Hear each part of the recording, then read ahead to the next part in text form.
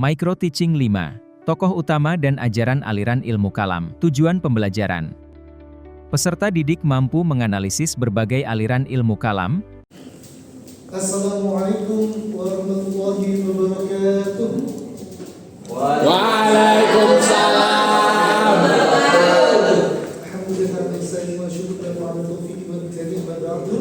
Bagaimana kabar anak-anak solih dan solihah hari ini? Alhamdulillah. Baik, Bapak absen? Seperti biasa absennya hari ini kita sudah mempelajari tentang tokoh utama dan aliran ilmu kalam. Maka dari itu absennya Bapak panggil nama, kalian menjawab alirannya. Ya, kemarin minimal ada 5 aliran ilmu kalam yang sudah dipelajari. Ya, baik. Bapak absen nomor 1 Ibrahim. Alirannya apa? Maturidi ya. Baik. Mas Azam. Sunni. Baik. Mbak Roshidah. Murji'ah. Mbak Sofi. Khawarij. Mbak Dila. Qadariyah. Mbak Ziza. Lupa Mbak Ziza. Lupa. Aliran Asy'ariyah. Barakallahu fiik. Asy'ariyah. Baik. Berarti ini untuk memantik semangat seperti biasa dengan Pak Ali, kita tasfiqul hamasah supaya tepuknya menggetarkan dada dan semangatnya. Tasfiqul hamasah. Tasfiqul hamasah.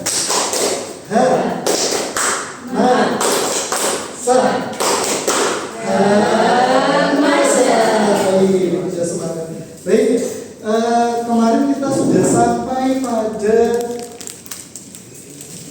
perbedaan aliran ilmu kalam yang sudah kita pelajari pada bab ajaran pokok aliran ilmu kalam. Maka dari itu hari ini kita sudah pada studi kasus. Jadi Bapak hari ini pengen kalian berpikir secara kelompok untuk, nah kalau ilmu kalam kan mendekati akidah dengan rasional dan argumen, akal dengan wahyu. Maka hari ini Bapak minta kalian berpikir dengan akal jernih kalian untuk kasuistik. Artinya ini pembelajaran berdasarkan kasus-kasus yang terjadi. Baik, nanti yang ikhwan kelompok 1, yang apa kelompok 2. Bisa dicatat ininya materi diskusi hari ini. Kelompok 1 tentang mengenal tokoh ilmu kalam, ya, ketuanya Mas Azam, silakan dicatat Mas Azam. Nomor 1, nanti didiskusikan siapa saja tokoh utama dari aliran Mu'tazilah, Asy'ariyah, Murji'ah, Khawarij dan Syiah. Ya, yang kedua, apa latar belakang munculnya masing-masing tokoh atau aliran. Jadi apa penyebab munculnya dari aliran ini. Yang ketiga, bagaimana pengaruh tokoh tersebut terhadap pengembangan pemikiran Islam. Jadi ada 3 hal yang perlu kalian diskusikan bersama kelompok, ya. Yang kelompok 2, perbandingan ajaran pokok. Yang pertama, tokohnya Mbak Sofi, ya. Bandingkan ajaran pokok Mu'tazilah dengan Asy'ariyah, ya, tentang akal dan wahyu. Ya. Yang kedua, apa perbedaan pandangan Murji'ah dan Khawarij tentang pelaku dosa besar. Nah, yang ketiga, mengapa terjadi perbedaan pemikiran antara aliran ilmu kalam. Jadi antara ilmu kalam kok terjadi pertentangan itu apa penyebabnya? Baik, Ustaz Pak Guru beri waktu 5 menit untuk berdiskusi tiap kelompoknya. Silakan berikan jawaban terbaik sesuai kesepakatan yang diambil di kelompok. Mungkin nanti tiap kelompok akan berbeda pendapat, tapi ambil yang terbaik, ya. Sebutkan tokoh utama dari 5 aliran ilmu kalam. Yang kedua, latar belakang munculnya tokoh atau aliran tersebut. Yang ketiga, pengaruh tokoh tersebut terhadap perkembangan pemikiran Islam. Jadi bagaimana kemudian ilmu kalam ini mempengaruhi pemikiran agama Islam hingga saat ini. Ya, kalau yang kelompok 2 yang siswi perbandingan, jadi membandingkan antara dua kelompok yang berbeda, kemudian nanti mengapa terjadi perbedaan pemikiran seperti itu kok bisa? Satu memandang ini dosa besar keluar dari Islam, satu memandang ini dosa besar tapi tidak keluar dari Islam. Itu penyebabnya seperti apa?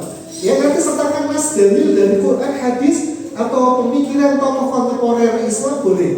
Ya, jadi dalilnya harus ada. Jadi mulai kelas 1 SMA ini harus dibiasakan kita argumen itu dengan dalil, bukan sakkarupe dhewe. Ya. Kalau kelas TK, kelas 1, 2 SD, mungkin sakkarupe dhewe kalau ngomong. Kalau kita sudah tidak. Kita sudah berada pada fase pemikiran perkataan kita berdasarkan pada dalil. Baik, silakan kelompok 1, kelompok 2, terus Bapak waktu kasih 5 menit untuk memikirkan dengan pemikiran terbaik kalian. Dan Bapak yakin dengan perkembangan kelas tahun belajar ini insya Allah cukup signifikan perkembangan kalian di sekolah ini insya Allah.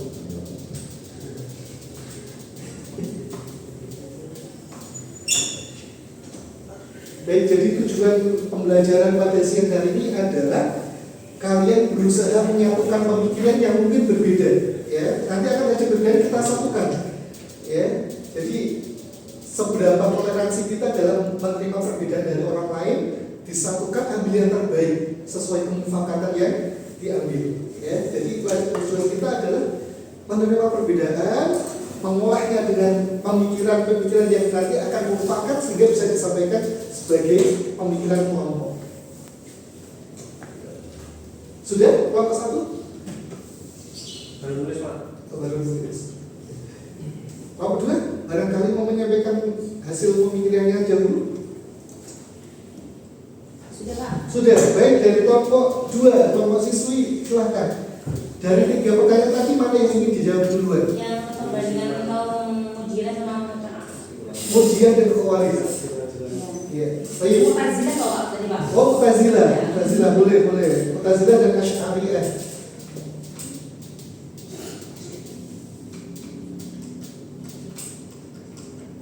Ya, aspek yang beda ya Pak ya pandangan iman. Kalau kaum mujilah itu iman cukup diyakini dalam hati dan diucapkan. Nah, jadi Mu'tazilah itu meyakini ukuran iman itu di hati, tidak bisa dinilai dari amal. Itu Mu'tazilah. Kalau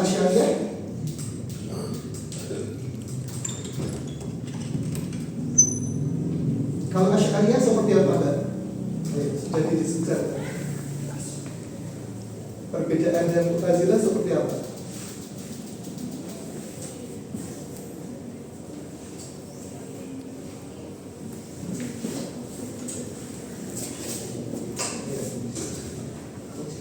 Pandangan Asy'ariyah itu melakukan dosa-dosa tetap dianggap mukmin Pak. Mu'tazilah tadi apa, Mbak?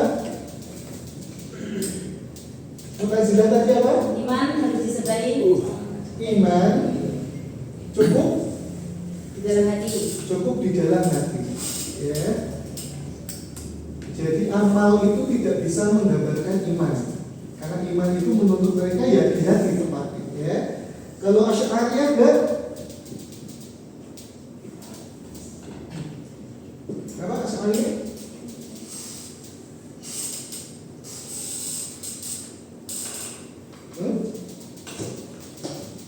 Kalau Asy'ariyah itu memandang dosa besar itu masih dianggap mukmin ya Pak. Asy'ariyah dosa besar tidak keluar dari Islam. Iya betul. Ya. Dosa besar, pelaku dosa besar dihukumi maksiat dosa besar tapi tidak keluar dari Islam, tapi tidak keluar dari Islam. Dari Islam. Iya. Kalau Mu'tazilah, Mbak, itu lebih mengedepankan akal atau wahyu?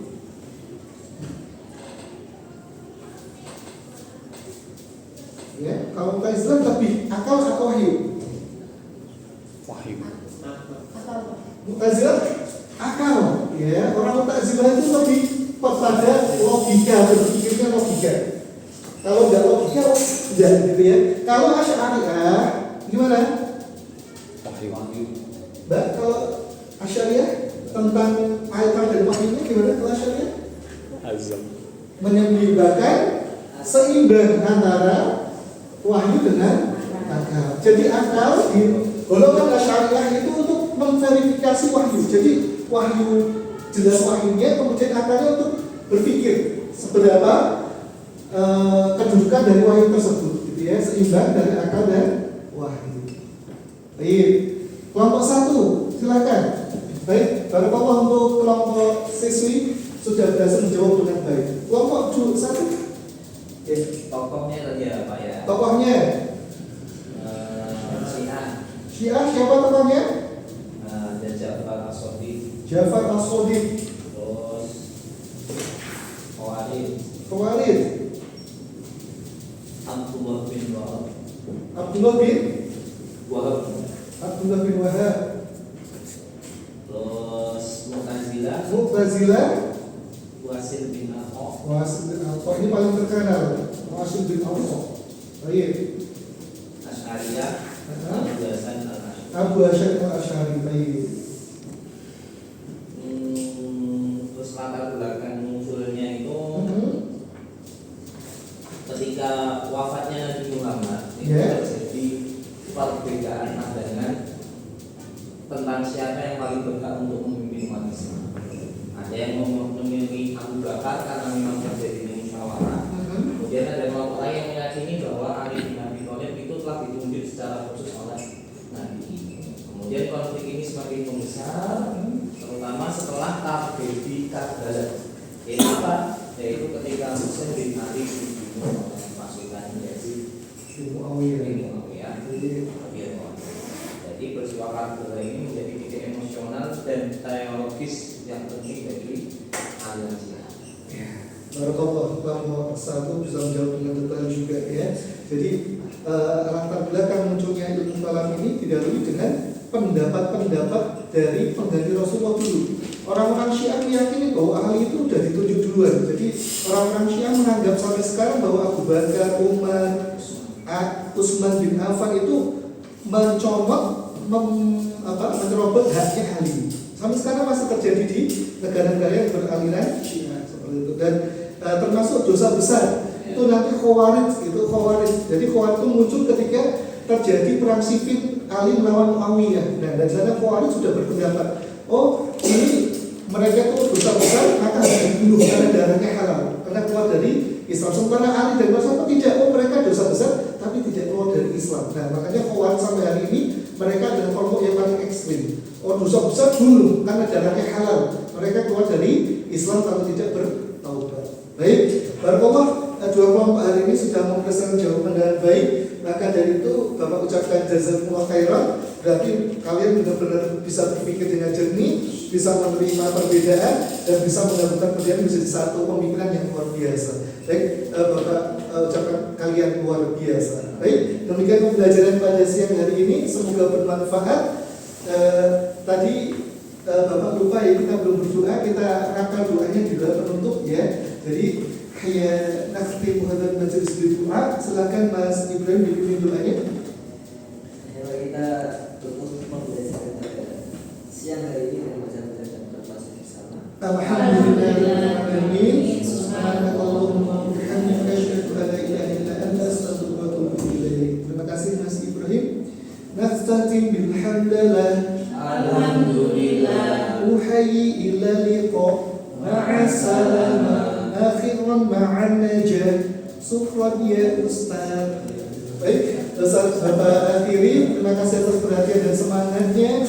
Jazakallahu khairan. Akhir da'wana alhamdulillahirabbil alamin. Wassalamualaikum warahmatullahi wabarakatuh. Waalaikumsalam.